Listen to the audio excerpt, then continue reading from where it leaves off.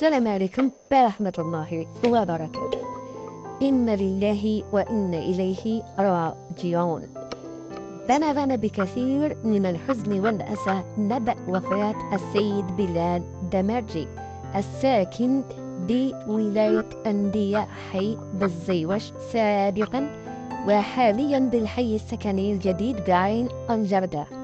وأفادت المصادر بأن مدينة ولاية أندية اهتزت على وقع جريمة قتل بشعة راح ضحيتها السيد بلال دمرجي الساكن سابقا بحي بالزيوش وحاليا بالحي السكني الجديد بعين الجردة.